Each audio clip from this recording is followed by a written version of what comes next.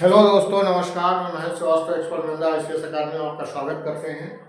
आज हम आपको भारत के भूगोल के अंतर्गत आपको भारत के बंदरगाह के बारे में बताएंगे।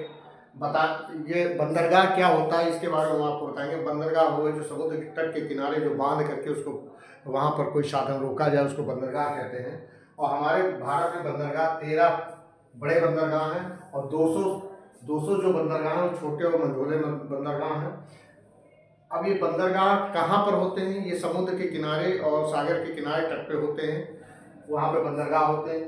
और बंदरगाह केवल जहाज़ों के बंदरगाह है क्या? तो जहाज़ों के ठहरने का आश्रय जिसको बोलते हैं हार्बर, उसको बंदरगाह बोलते हैं। और पोर्ट वो बंदरगाह है जो पोर्ट उसे कहते हैं, वो बंदरगाह है जहाँ पर व्यावसायिक सुविधाएं उपलब्ध हो, जहाँ पर सारी कंटेनर उतर सकें, ये सारी उनको कहते हैं पोर्ट बंदरगाह।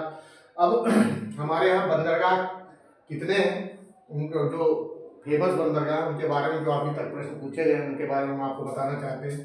हल्दिया बंदरगाह पश्चिम बंगाल में, पारादीप बंदरगाह उड़ीसा में, विशाखापट्टनम बंदरगाह आंध्र प्रदेश में। ये विशाखापट्टनम बंदरगाह जो है कृत्रिम है, ये मानव द्वारा निर्मित बंदरगाह नहीं है। ये अपने आप ये बन गया था बंदरगाह, इसको शुरुआत में कृत्रिम बंदरगाह बोलते हैं। और काकीनाडा आंध्र प्रदेश, मछलीपट्टनम आंध्र प्रदेश, इंदौर तमिलनाडु। ये देश का इंदौर बंदरगाह जो देश का पहला बंदरगाह है जो भारत सरकार द्वारा स्वामित्व वाला एकमात्र निगमीकृत बंदरगाह है। ये स्वामित्व है, ये खुद मतलब इस पर अपना अधिकार है, तो इसको इंदौर बंदरगाह कहते हैं। नागापट्टनम बंदरगाह तमिलनाडु का है, तमिलनाडु में। टूटिकोरिन बंदरगाह तमिलनाडु में है। कन्याकुमारी बंदरगाह तमिलनाडु में। कालीकट बंदरगाह केरल में। कोचीन बंदरगाह केरल में।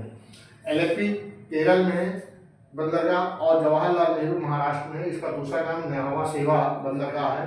ये जो जवाहरलाल नेहरू बंदरगाह है, ये सबसे बड़ा भारत का कंटेनर बंदरगाह है, यानी भारत का सबसे बड़ा बंदरगाह है। ये यहाँ पर कंटेनर उतरते हैं जो माल आता है। और कांडला बंदरगाह गुजरात है। भावनगर बंदरगाह गुजरात है। भरूच बंदरगाह गुजरात है। अब आगे आपको ये तो बंदरगाहों के बारे में हमने आपको बताया छात्रों। आगे आपसे प्रश्न पूछ रहे हैं, उसका आप लोगों को आंसर देना है हमारे व्हाट्सएप पर। और जो लोग हमारे इस प्रश्न का सही उत्तर देंगे उनको फ्री ऑफ कास्ट हमारे क्लास में उसको नामांकन होगा, उसको पढ़ाया जाएगा। फ्री क्लासेज उसकी होंगी, वो पढ़ सकता है हमारे इस व्हाट्सएप पर, हमसे जुड़ सकता है। इस व्हाट्सएप पे हमको जवाब आंसर देना है 9455 66 97 34।